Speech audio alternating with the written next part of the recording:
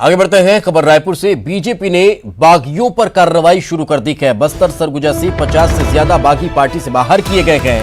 गीदम, कांकेर, अंबिकापुर सहित कई क्षेत्रों में कार्रवाई देखने को मिली है। प्रदेश संगठन महामंत्री ने पार्टी से उन्हें निकाल दिया है। तो ये बड़ी खबर निकलकर सामने आ रही है। रायपुर से बीजेपी ने बागियों पर कार्रवाई करना शुरू कर दिया है। गीदम, कांकेर, अंबिकापुर सहित कई क्षेत्रों में कार्रवाई की गई है। बस्तर सरगुजा से 50 से ज्यादा बागियों को पार्टी से बाहर का रास्ता दिखाया गया है।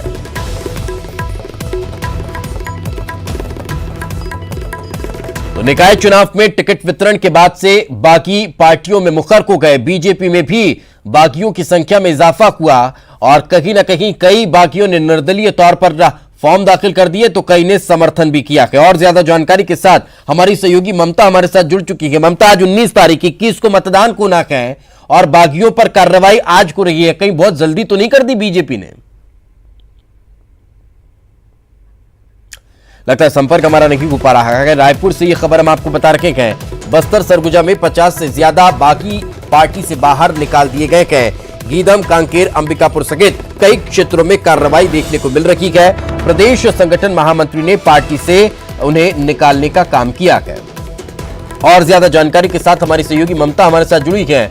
ममता, 21 को मतदान को ना और आज बागियों को निकाला जा रहा है, बहुत जल्दी कार्रवाई कर दी क्या बीजेपी ने?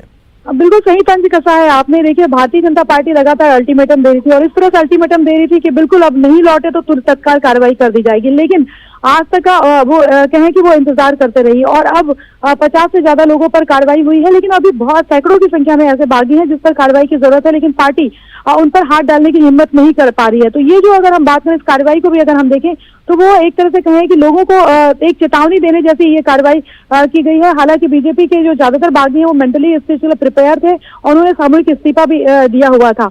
तो कहीं ना कहीं और जो बागी है उस पर पार्टी जो है एक तरह से कहें कि कार्रवाई करने से कतरा रही है, क्योंकि उनका ऐसा मानना है कि इससे और जो बागी है वो बिफर जाएंगे और पार्टी के खिलाफ जा सकते हैं। बिल्कुल ममता, अभी तक एंटी इनकम्बेंसी से पार्टी उबर नहीं पाई। अब इस तरह से बागियों पर लगातार कार्रवाई और बागियों की संख्या में इजाफा होना कहीं ना कहीं बीजेपी के लिए एक मुसीबत है।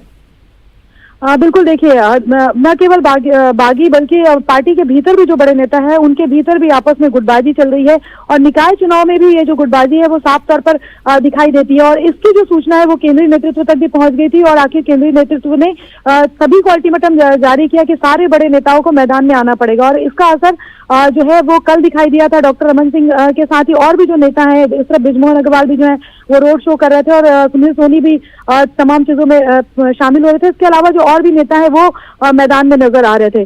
तो निकाय चुनाव में जो गुटबाजी है उसको लेकर अगर केंद्रीय नेतृत्व तक शिकायत पहुंच जाए तो आप समझ सकते हैं कि गुटबाजी किस तरह से हावी है और केंद्रीय नेतृत्व को इसको इंटरफेरेंस करना पड़ रहा है।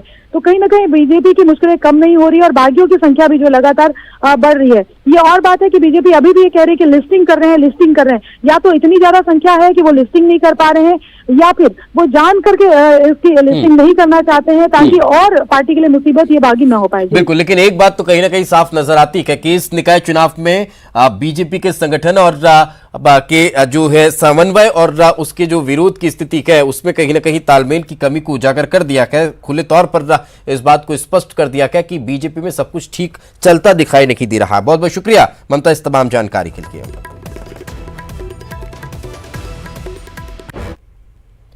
चलिए आगे बढ़ते हैं। खबर रायपुर से।